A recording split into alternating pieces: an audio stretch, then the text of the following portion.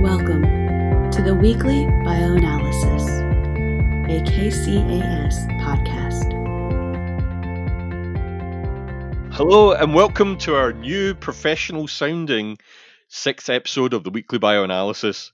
My name is John Perkins and I am the Senior Scientific Advisor for all things related to LCMS technologies. I've been with KCAS for about 7 months, but I've been in Bioanalytical for close to 25 years. I'm here with my co-host Dominic Guarino. Hello, my name is Dominic Guarino, and I'm the Senior Scientific Advisor at KCAS with a focus on Ligand Binding Assays, flow cytometry, and biomarkers. I've been in the CRO space for close to 15 years, been in the immunology, immunoassay space for 25 years, and I've had the pleasure of working at KCAS for the last 7 years. So this week, we are finally moving up with our technology and we're recording using directed microphones, so hopefully it will make for a much smoother listening experience for you. Today's podcast, as always, is brought to you by KCAS, Kansas City Analytical Services. KCAS is a bioanalytical laboratory located in Kansas City, serving the pharmaceutical and biotech industries for over 40 years now. Dom and I are senior scientific advisors at KCAS, as we previously mentioned, and either or both of us are available to answer any questions you may have regarding this podcast or any of KCAS's services. We're thrilled to have you listening again. As mentioned, this will be our 6th week recording the podcast, so if you're interested, the other episodes can be found at kcsbio.com. As we mentioned before, we kind of started this whole thing because of social distancing getting in the way of normal business interactions. Even today, Dom and I are in completely different places. I'm talking to you from a lovely sunny upstate New York, while Dom is in Kansas City. Meantime, our producers are in the Midwest too. The weekly podcast gives us a chance to connect with all of you, and we hope it's a chance for you to get to know us too. And even more, it's a chance for you to get to know KCAS and the services we provide. As always, a review of latest news and resources, and then a focus on a topic of our choosing before discussing any feedback we've had from you. We're constantly looking for topics, and we'd be happy to discuss something that you want us to cover. Then we'll wrap up and give you a little teaser for next week, letting you know what is coming in the future. We're thrilled to have you here, and we're looking forward to a fun episode today. To kick us off, Dom is going to go over today's podcast topic a bit before we jump into the news and resources section. Dominic. So before we get started with this week's podcast, for those of you that enjoy the subtle sounds of John and I, you can hear us again on an upcoming webinar on the 29th of May. The title of our upcoming webinar is What's Been Happening in Pharma and Biopharma That Is Not Related to COVID-19. So John, I'm really excited about this week's podcast. We got a jam-packed agenda. As always, we'll start with our news and notes. And then the main topics this week are going to be what is LBA bioanalysis? We're going to then dive into biomarkers and the desire for more sensitivity. And then we're going to touch on multiplexing of biomarkers, specifically related to COVID-19. So John, let's just jump right into the news. The first item, to mask or not to mask. So John, I think there's been, I don't know if controversy is the right word. I just believe everybody's wearing a mask, and for me, when I'm out and about and people aren't wearing a mask, you kind of have some dirty looks. There was a study, I think you brought this to my attention. Yeah, there's a small hamster study in Hong Kong where they did various different processes of masking between cages, and they found that if they masked, there was a 75% reduction in infection. Particularly effective if they masked the infected animals rather than uninfected animals to prevent transmission. My take, in New York, we're in the position where we're asked to wear a face mask if we can't maintain social distancing. And so far, we've found it pretty easy to maintain. I think locally, we see most people adhering to it as well. Although we had an experience at the weekend where we went to close up my son's apartment, and although it's a town in the state, but an hour and a half away, people were much more lax about distance and masking relative to each other. But what we do is, if we're out walking in the village, we don't mask, but we have them with us. If we're visiting a store, then you put the mask on before you go in the store. And everyone seems to do that. And that, to me, isn't exactly an onus addition to your day. You just do it, and it's a courtesy to other people. So, in terms of what you read out there, it seems that masks help. For the small amount of the day that I wear a mask, I'm quite happy to go along with it. Yeah, I agree, John. I think the masking while one is in a store or within a social gathering is a good idea. But when you're, out and about going for a walk or a bike ride or something, I think wearing a mask might not only be not really helpful, I think it could actually maybe hurt your respiratory system by having all that coming back on you. I would agree that, here locally in Kansas City, the vast majority of people are adhering to a mask. But I had an incident yesterday in a Walgreens where not only was someone not wearing a mask, they didn't go, they have everywhere you go, there's a circle that tells you where to stand to keep your social distance, to keep the 6 feet. This individual came right up and started putting stuff on the counter, and I sort of jokingly turned to my wife and started whispering, "Oh, he's breaking the rules. He's breaking the rules," And I think we're getting into that spot in that place in the world where we're just so cognizant of people and where you are. At least I am, but it's still surprising to see, this is a middle, probably 40-something-year-old guy who just didn't care.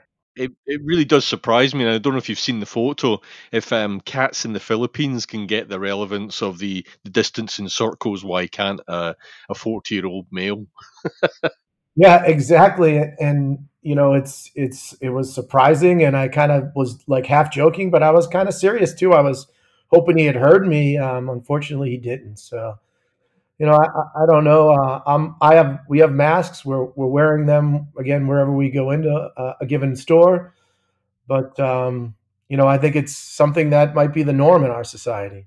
I think, as I think I've mentioned in other podcasts, in Asia, it's much more the norm because they've been through this before with other viruses, and for them to wear masks is no big change. I think we're still getting used to it, and it would be good to go back to another study I looked at. I think they said this was analysing data rather than a direct study, but to really control transmission, it needed 80% of people to be wearing masks. So if you only had like a wearing rate of 30 to 40%, you were not being effective. But actually, 80 is enough to make it effective to cut transmission down. Let's move on to our next topic here in the news and notes. Hydroxychloroquine. I don't know, John. I think I thought this one really was jaw-dropping to most of the world. I mean, we've talked about hydroxychloroquine repeatedly in these podcasts. We're still looking for any proof of clinical efficacy. There has been none, but I don't understand how of all the drugs out there, this is the one that's gained traction as this sort of preventative medicine, but there's no proof of it. So why would you bother taking it? I'm a great believer of you take medicines when you're ill, and if you've got a chronic condition, you take it on a daily basis to maintain control of that. But effectively, you're introducing foreign chemicals into your body, and you don't know what their side effects are. You don't know how they interact with each other, and ultimately, if you don't have to do it, don't do it. And particularly when there's no benefit that we can see. Yesterday, the WHO has now issued a warning about not prescribing hydroxychloroquine in a clinical setting, although in the same press conference they sort of stepped it back and said, well, actually it's up to each individual country to decide what they're going to do. So I get a little bit tired of these sort of, here's a recommendation, but then they sort of, we walk things back, and people need more sort of definite guidelines on this stuff. But yeah, I'm firmly in the don't take hydroxychloroquine camp until we actually have hard evidence that it actually does something for us. It's not like you're taking some sort of over-the-counter zinc or immune booster or whatever sort of things you can take to help with respiratory infections. They got zinc swabs, and sometimes before I go on a flight, I'll take some sort of over-the-counter item that's supposed to bolster one's immune system. But those are more natural things. This is, as you said, a chemical. And, the whole hydroxychloroquine is, there are people who really stand by this. There are studies that, there's some coming out of Italy that they're like, no, it absolutely helps. And so why the contradiction is, this gets back to why a clinical trial takes so long, right? Like, you need to make sure you're doing it, everybody's doing it the same way or trying to recapitulate what one group is doing. So that's part of why, drug development takes so long. I mean, and there are still plenty of hydroxychloroquine trials going on, and I think the UK has just announced they're going to be doing a large study to monitor its effects. And like I say, if it was effective, by all means take it. We took it for our trip to Madagascar last year as an anti-malarial, so I'm fine for the appropriate indication if it's effective, but I haven't seen anything to suggest that yet.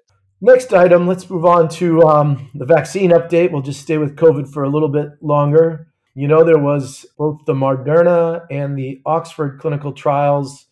We've kind of backed off some of that. It seems like there was some premature hype around those vaccines. And as I've sort of been preaching all along, it's going to take a little bit longer than we hope. It's just going to take time. And what, as you mentioned earlier, what I'm finding out is if I put on one news outlet and they say one thing, I can change to another news outlet and it'll say something different, or even on the same news outlet. So there's just a massive amount of information swirling around.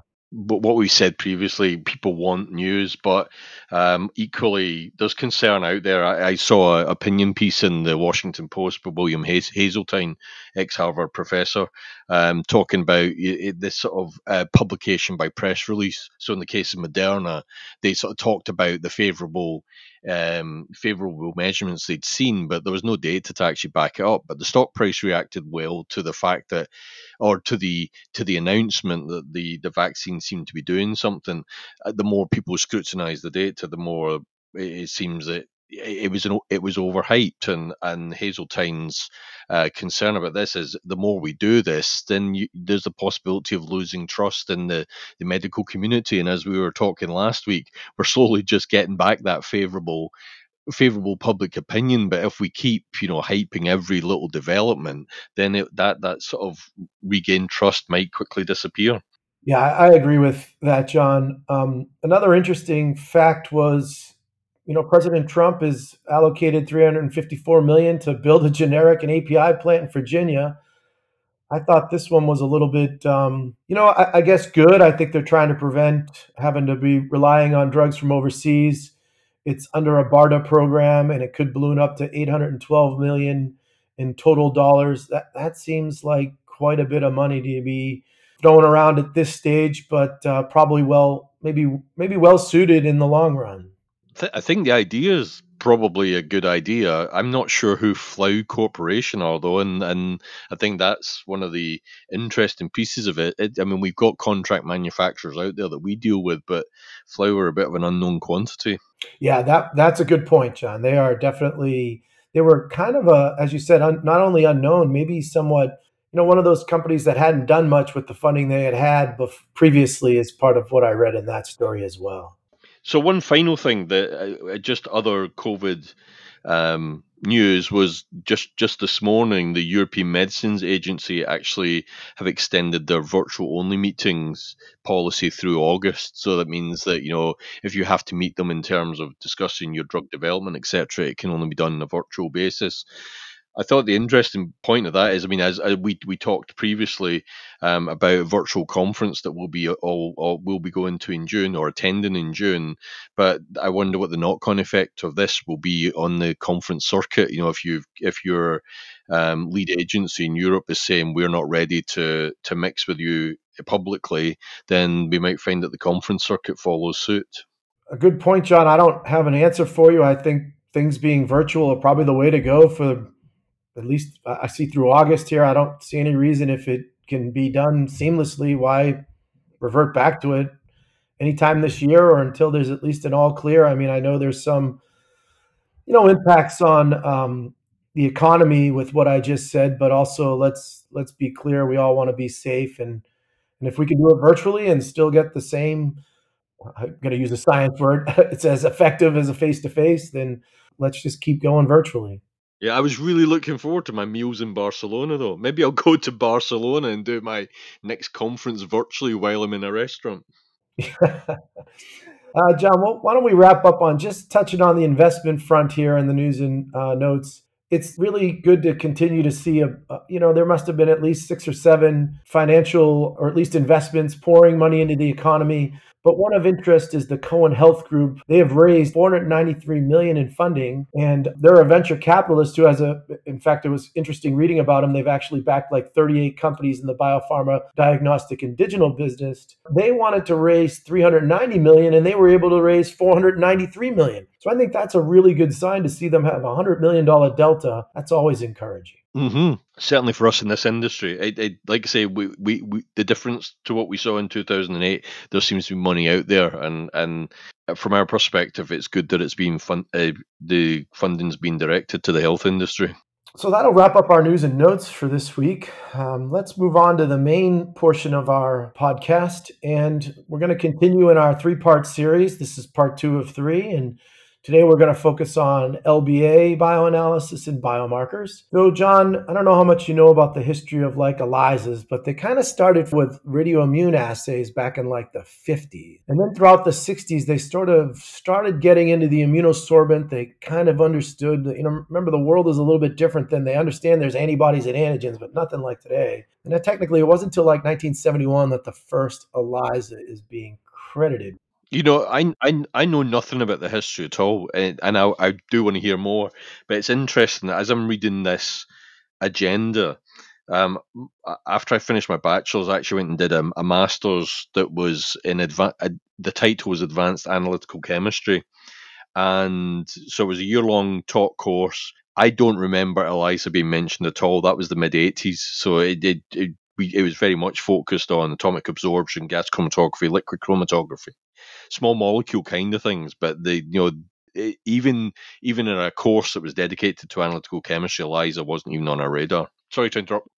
Don't be sorry. I think it's fascinating. I mean, certainly it was something that, I'm a little bit younger than you, not by much, but I actually did do them in college, but it was the 70s was when it was sort of pioneered, but it wasn't until the monoclonal antibody breaks through, and there's a iconic time cover, I believe it's from the late 70s or 1980, and they claim it was the magic bullet. So ELISAs really don't get to be mainstream until they start making monoclonal antibodies. So what I mean is those monoclonal antibodies as therapeutics now become capture antibodies. And I hope that made sense, John. Sure. It's also interesting that the difference probably here versus the UK, where there's that much less funding of universities, etc., which might be why it didn't seep into our particular course. But for example, I did my PhD, finished that in '89, and I didn't touch a computer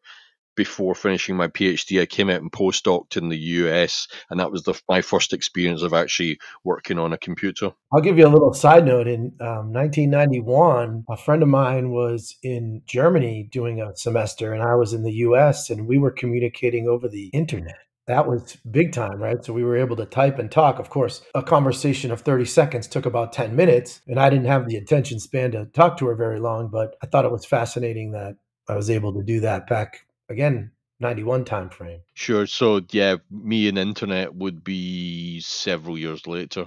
But anyway, we're digressing. Go back. I do want to listen to what you have to say. No, don't worry about it, John. I think there's. I'll give a quick little. I want to give probably some props to the Stockholm University, is where in 1971 they say that's when the ELISA is formed, as well as part of the Netherlands. So it's interesting. It's kind of a European thing. And then I'm putting one and one together and saying I think it becomes more mainstream as the monoclonal antibody becomes available. But what I'm reading here too is somewhat interesting, is they say newer ELISA techniques such as fluorogenic, then of course electrochemiluminescent and quantitative PCR are all considered some of those sort of technologies. And I'll take a small step back, and you know what ECL is, electrochemiluminescence. That's the mesoscale discovery system. And that came out about, that must be almost 20 years ago. And there was two major players at the time. There was BioVeris and Mesoscale Discovery. Have you ever heard of BioVeris? Nope. I've certainly heard of the Mesoscale Discovery, though. So BioVeris is, they were another ECL company. Roche purchased them and discontinued everything. So that happened, I believe it was right around 2008. I assume that's Roche Diagnostics bought them. Correct. They bought it to specifically kill it. And so they got rid of that technology, and there was a large number of pharmaceuticals and biotechs that were in the middle of clinical trials that had to switch platforms. And that's right about the time I got into the CRO space. So it had to have been, that was about 13, 14 years ago, 14 or 15 years ago now. So that's another little blip in history around how and why some people feel like the mesoscale discovery system, although I've never had a problem with them, they don't like the idea of you got all your eggs in one basket. And some of them that are older are still scorned by the BioVeris story there. It's interesting, though, again, completely to sidetrack, it's interesting how long people's memories run on things like this. Going back several years for us, and this is not related to Bioanalytical, but we had a project that, we mishandled that didn't go particularly well. And years later, if we talked to that customer, they were never ever going to work with us again. So if you do something doesn't quite go right, or you slip in how you handle things, it can really bite you for a long time. So I sympathize with those people. Yeah, when I first got into the CRO space, it was one of 5 questions I got asked when we talked about the MSD platform. They'd say, well, how can you ensure that they're not going to be purchased? And similar to the BioVeris story, and I was kind of caught off guard. I believe in the last year, someone brought it up as a concern, but overall, Mesoscale is doing a great job and they've been around quite some time. It's not like you could control it and actually dictate their future business practices. I'm not sure it's fair to put you in that position. I think they're kind of leveraging kind of asking what's your experience, but I hear you, John. And so that kind of segues nicely. We talked about the mesoscale discovery system. There are a number of emerging platforms, and one that I probably should mention the Luminex system. The Luminex system is a bead-based system, and that is something that came about, I'd say, back in about 1999, the same time as the MSD system. For whatever reason, the Luminex system is as prevalent. It seemed to be that mesoscale kind of went right into the biotech pharma space, and Luminex stayed within what was then academic. But now what we're seeing is a lot of clinical trials or clinical labs prefer the Luminex system over the mesoscale discovery system. And I don't want to make it into a platform discussion necessarily, but that's due to Luminex has a little bit more flexibility than the mesoscale discovery system does, because you're limited by 10 analytes, 10 total biomarkers, or 10 analytes in an MSD well. And Luminex, you can do 30, 50, 70, depends on how clever the laboratory is. So the major LBA platforms and the history of them are ELISAs, and then you come into things like Mesoscale and Luminex, and I'm sure there are some others that predate that. But then fast forward to today, we have the SMCX Pro system, which is the single molecule counting system from Millipore Sigma, we have here at KCAS and we like. There's also the Quanterix system. I feel like I'm leaving 1 or 2 systems out, but there'll continue to be other emerging platforms in the LBA space. So have you done much with the gyro system? Oh, I have not, but that is another one that certainly hits the radar map in terms of the history of LBA. That came on board about 20 years ago as well. I feel like the way the history kind of worked is, again, the monoclonal antibodies become more mainstream. They go from being all made in mouse. They start to humanize the monoclonal antibodies. That's a big advancement in the late 90s. And that's when all these systems start to sort of sprout up. And there's a number of other systems out there that have probably gone by the wayside or are still probably around, that they're somewhat niche. But those are the major ones I think we touched on. So maybe we can move off of the platforms themselves and kind of start talking about LBA bioanalysis. And we'll first start with PK and immunogenicity, and then we'll dive into biomarkers, which is really a big part of the advancement, or at least the desire to do LBA. So as you know, PK is pharmacokinetics, John, and that's very similar to the LCMS side of things. And then we've got this, which really is starting to dominate the industry, and that's immunogenicity or anti-drug antibodies. And I'm sure you're aware of them, but do you have any history there in ADA, or any thoughts on ADA before I dive in? I have no history there. Ultimately, my only interaction with ligand binding technologies was years ago. We had an LTE4 assay that we had working nicely. It got sensitivity down to picogram per mil levels by LCMS, and then the studies dried up, and it turned out that the client we were working for could get it done cheaper and easier by ELISA, and that was really my first encounter with ELISA, but really, as a company prior to KCAS, our LBA efforts were very separated from our LCMS, so there wasn't much overlap.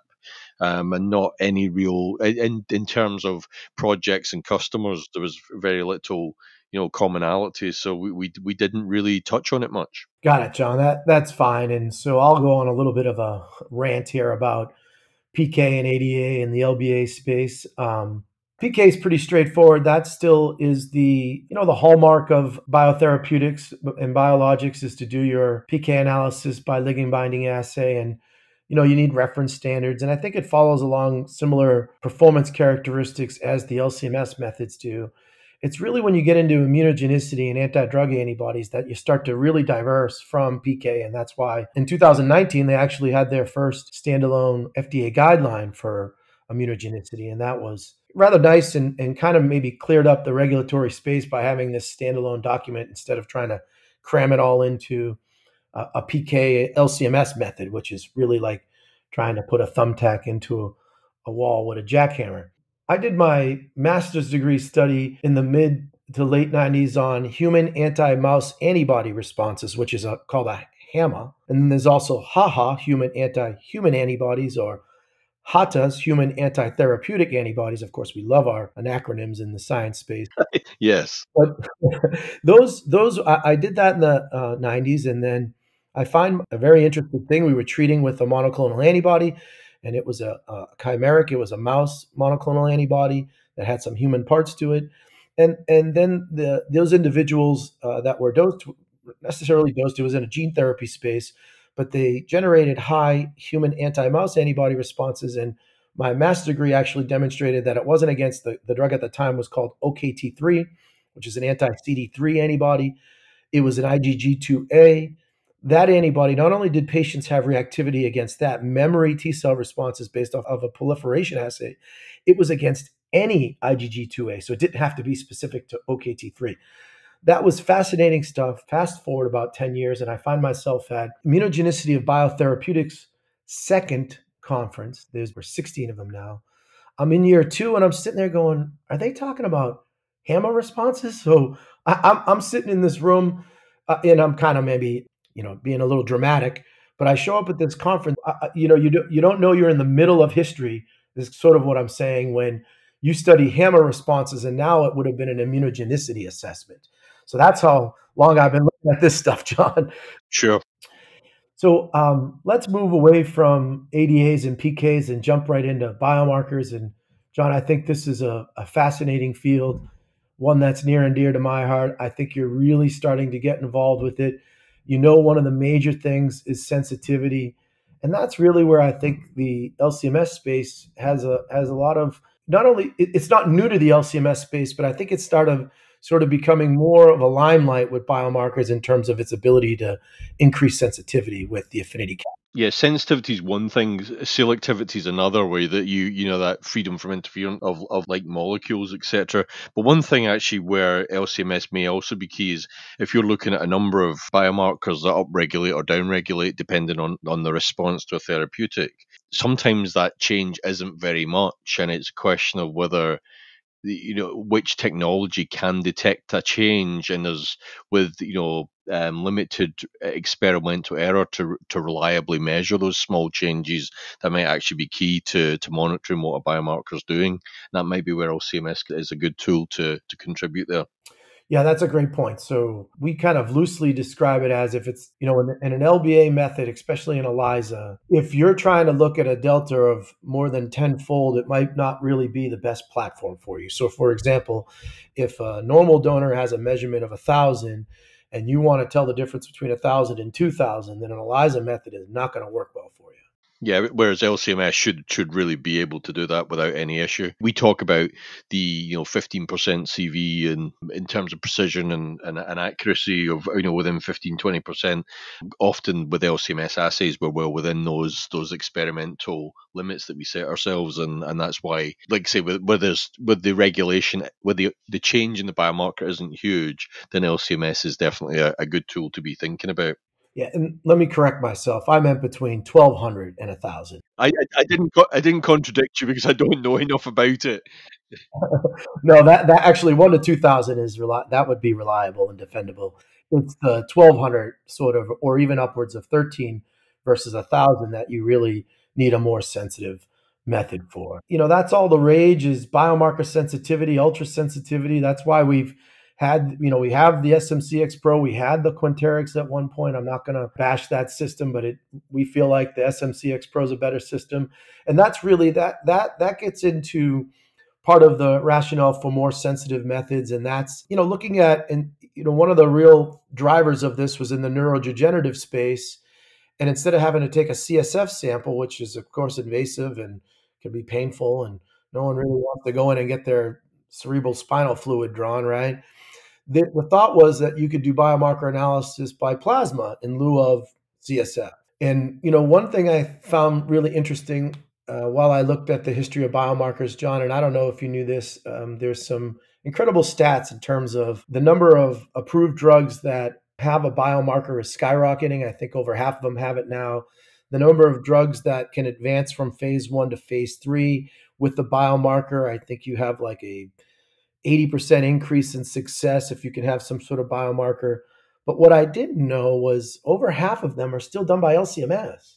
So the actual biomarkers are done by LCMS. Yeah, that's still dominate. I mean, I don't, that was a couple years ago. I don't know if that's changing. And I think it's because people just have an LCMS system, right? It may well be. It'd also be interesting to know what the split is between small molecule biomarkers like amino acids or lipids or indicators like that, or like the large molecule that you're more focused on with ligand binding technologies. You're right. At least when I think of a biomarker, I think of things like cytokines and chemokines, and those are still measurable by LCMS, but I think it's probably a much more laborious method than just taking a standard ELISA kit or even an MSD kit that can be off the shelf and done. Exactly. So my introduction to biomarkers was a amino acid panel, I think of 11. So we're talking no molecular weights from around 70 up to 100 and 140 or so. So totally the opposite end of the spectrum. Yeah, but it makes sense when you think of some of the recent biomarkers we've even brought on with, you mentioned the amino acids, but the lipid biomarkers, I think that's where a lot of them have been used in clinical trial work, is in that space as well. Sure. The last 2-minute Tuesday I did was actually on a lipid biomarker panel that we've been working on for application in neurological therapies. So biomarkers for things like Parkinsonism and Alzheimer's and Gaucher's disease, things like that. Yeah, and even I was doing a webinar, and we have a webinar coming up on all things not related to COVID. At one of the webinars I was at, we polled the audience, and it was surprising to see how many were doing biomarker analysis by LCMS. And again, that was something that dominated. So maybe we'll switch gears into the next phase of the biomarker, and that leads into multiplexing, right? So we've kind of touched on that. And multiplexing of biomarkers is, what we mean by that is you get multiple analytes that can be quantified within one sample across one run. And John, why don't you share a little bit about how that works in the LCMS space? Yeah, so in the LCMS space, that's really, really simple, or relatively simple. LCMS is basically separation on the chromatography, detection in the mass spectrometer. So if we're looking at a multiplexed assay, which is basically, it's a mixture of however many markers that we're interested in. So we have a 20-plex amino acid panel, which basically means a mixture of 20 amino acids we're interested in looking at. Our current lipid panel is 14, where it's a mix of various glycosphingolipids, which are finally pronounced properly. And yeah, so all we're looking to do is to ensure that we can separate those out and then get them into the mass spectrometer and detect them at levels that are therapeutically relevant. Obviously, with these panels, we're looking at closely related compounds. So at least for the lipids, we have a couple of glycosphingolipids where the glucosyl and the galactosyl isomers are actually, they behave exactly the same spectrometrically, so their mass spectrometric characteristics are exactly the same. So we rely on chromatographic resolution to tell them apart, so that we can then identify them and measure them in a sample. So that's the LCMS approach. Well, I mean that is I didn't touch the fact that we extract them out of a matrix. So with LCMS, there's always an extraction portion before the chromatography, because we want to have as much sample cleanup as possible, and that's part of our mechanism to prevent interferences. well, that's really the science behind it, right? I mean, when I say science, that's when I think, running the instrument is still requires a great degree of, let's just say, intelligence. But the extraction is really where, to me, I think that's where the science comes in, and that's something that our 40-year history is just exceptional at. Agreed. Yeah, I think it's like everyone focuses on the LCMS piece, but actually the extraction is the key to everything, because you need to get those samples cleaned up enough so you can then chromatograph them and then detect in the mass spectrometer.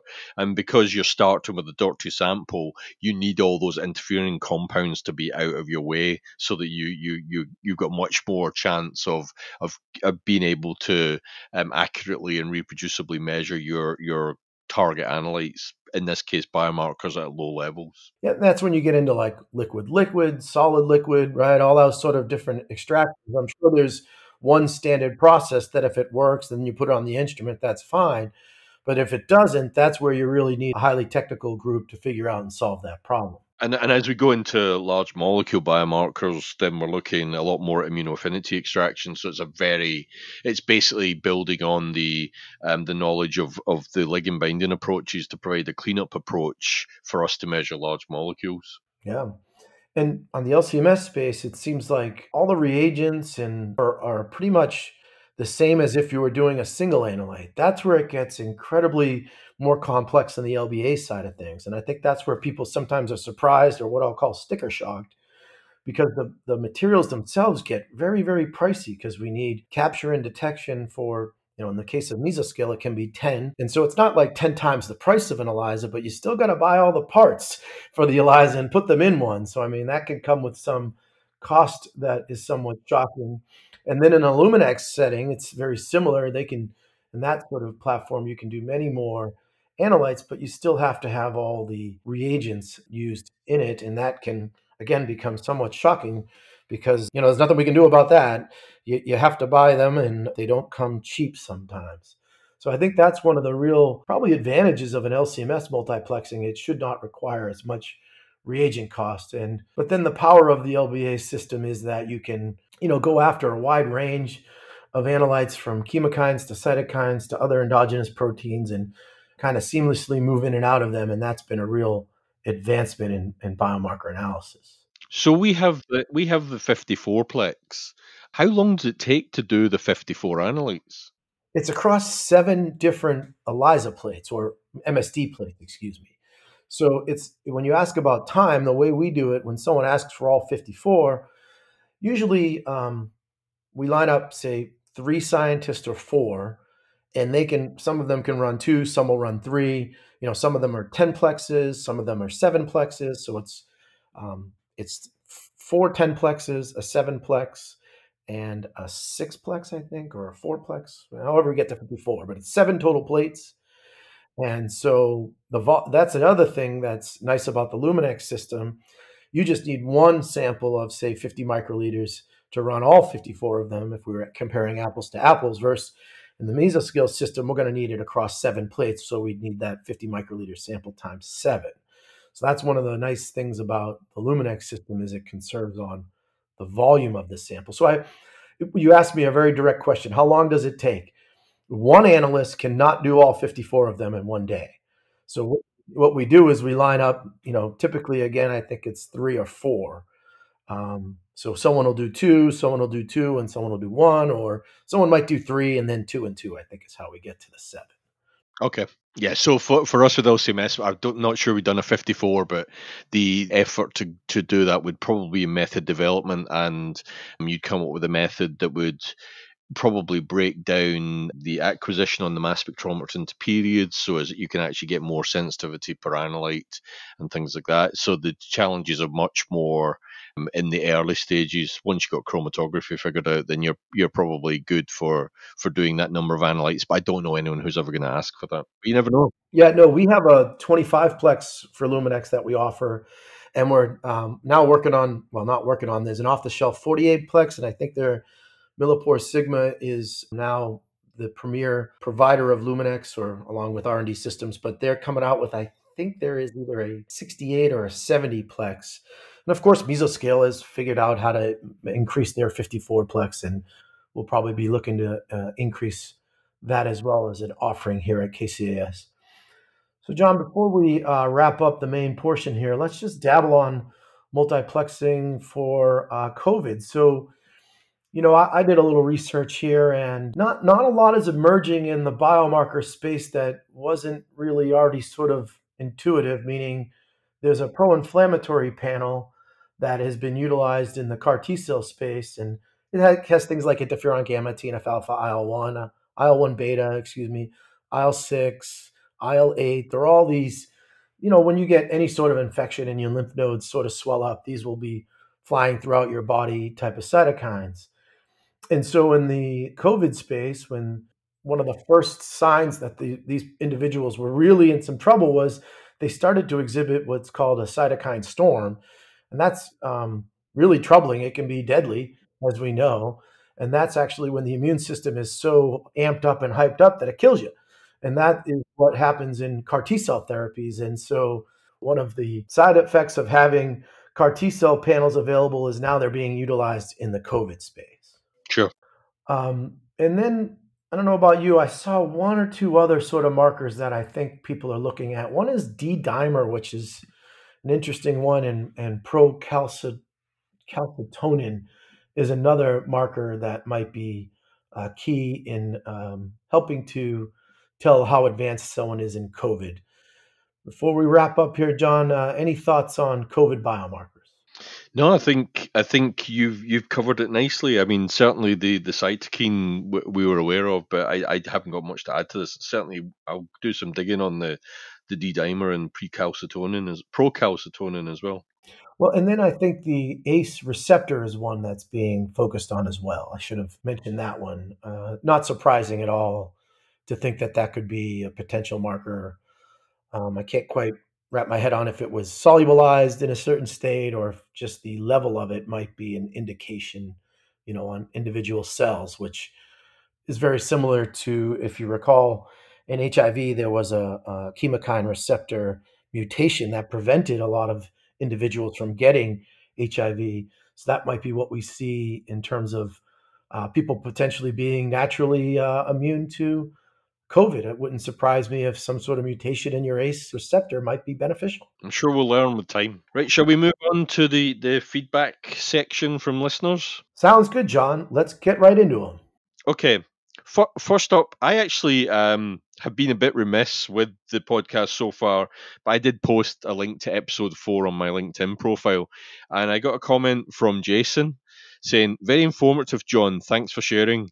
You discussed the ebb and flow of FDA approvals. I would be interested in hearing your take on how modalities are changing, e.g., 3 antibody drug conjugates receiving FDA approval last year, which appears to be a record number. Also, whether you or Dominic have any comment on the sensitivity/selectivity of antibody tests currently in the news." I think the change in antibody, the increased approval of antibody drug conjugates and large molecules is really a reflection on where the industry is going. I've been obviously in this industry for 25 years, and right when I started, it was all small molecule. There was very little mention of large molecule drugs. We knew they were being worked on, but there was none approved, and it was really a question of how long was it going to be before a large molecule was approved. Yeah, I think it makes total sense. You've got a long history of success with small molecules and treatments of diseases and cancer. And so then with the arrival of biologics some 20 years ago now, but it's certainly become more mainstream with advancements in monoclonal antibodies and, merging the two together only makes sense. You're taking a systemic treatment versus a targeted treatment, and you're combining them. So you're taking all the benefit of a chemotherapeutic and targeting it to a specific, let's say region or tissue or tumor or infection. So just really powerful stuff. And certainly, I agree with you, John. I think that's where we're going to see more and more approval. I think what we're seeing, we're seeing the maturity of large molecule technologies, and the more people learn about them, the more it's going in this direction. So we see more and more interesting opportunities. I mean, some of the things that we discuss with clients and where they're going is really fascinating and light years away from where I started 25 years ago. So continuing with feedback from our listeners. The second one is from Sonia. She said during episode 5, describing a portion of the podcast, she described it as two old boys getting nostalgic about the old days. While I feel you are both more often than not actually speaking much more to modern cutting edge technologies, I certainly want to speak to how old either of you are. I completely agree with the tone of John's description here. You two sound like friendly colleagues, relaying helpful information to one another. And I, for one, am very grateful you allow us to listen in. Well, I think that's the whole point, John. We want it to be not a scripted thing. We want it to be just a conversation, right? Exactly, and in terms of I'm a lot more older than I want to give away, but it is fascinating to see where the industry's come, and we're really lucky to be part of an industry that is always pushing at the boundaries, not just in terms of drug development, but in terms of the technologies that we're applying. Because there's, as we look at various drugs that are being administered at lower levels, therefore they have to be detected at lower levels, therefore the technology that we use has to be improved to measure those lower levels. So it's a very sort of progressive industry to be part of, in terms of looking to where it's going and how it can be doing things better, which is so it's a fascinating industry to be part of. But it's still always fun just to look back on how far it's come in what has been a very short time frame. Yeah, and it's easy to look like you know what you're talking about when you've been doing it as long as you and I have, meaning we've watched these things grow. So maybe we talk like we're modern, but the reality is we're just, we love it. It's a passion, right? Yeah. Moving on. Rohit says, I'd like to thank John for getting up on his soapbox about reiterating his stance that small molecules are not dead when discussing them as a commodity. Couldn't agree more. Keep the faith, my man. Yeah, absolutely. I think people lose sight of how important small molecules still are in drug development, and will continue to be for a long time. Yeah, absolutely. The last feedback we got was from Chris. I've listened to many of the previous episodes, but the latest episode was different from others I've heard in a great way and came across very well. Yeah, so we started with doing this because of COVID, and I think it's really refreshing to move away from COVID. I think we'll always talk about it in the news a little bit, but I really enjoyed part 2 of 3 of our bioanalysis this week. I think it probably comes across how much we enjoy talking about the non-COVID stuff. The COVID is fascinating, but ultimately it's everything else is equally enthralling. That does it for this week's podcast. Next week, we'll be looking at part 3 of 3 of our bioanalysis, when to use hybrid LCMS or LBA or both. And I'm proud to say we'll have our first guest speakers. Those will be Frank Spriggs and Don Dewfield. Yeah, that should be great. So basically, we have 2 more representatives giving their perspective on the 2 different technologies, and Dom and I will be there to act as referees in case anyone comes to blows. Yeah, it'll be refreshing to have somebody with us, John, rather than just you and I. One thing, John, that I want to share with you that has really been troubling me this week is I can't find any yeast now. So for the last 2 weeks that I've been in the grocery store, there's no yeast. Do you know why I need yeast, John? Are we still on pizza? You got it. I might have to get on the internet and order some yeast. I've only got 1 package of yeast left. And man, I know tomorrow I'm definitely going to make myself a piece of pie. But after that, I better find some. I mean, it's such a bizarre item. I mean, we've got toilet paper. We don't have hand sanitizers and wipes yet. That's still missing from the grocery store, but just about everything else is back. And even saw some dry milk every time we walk by. My wife's like, "Oh, look, there's dry milk." But now there's no yeast, John, and that's really troubling to me. You know, this is why I was so keen to have some guests on the show so we could talk about some different foods other than pizza. Oh, you're killing me, John. You sound like my wife who doesn't want to eat my pasta sauce anymore. Yeah, so we have a local fish and chip company are coming to the local fairgrounds, and they're selling food tonight. So that's us set for this evening. Well, there's a place called the Martin City Brewery near us, and they're actually bringing pizza, and they're bringing their beer. So I might tap into that this evening. Not the pizza, the beer part. You have to take advantage. Yeah, it is a thirsty Thursday, right? So thanks everyone very much for listening. Looking forward to next week with our studio guests, as well as, you know, wrapping up our 3-parter on what is bioanalysis. We look forward to talking to you next week. Thank you and goodbye.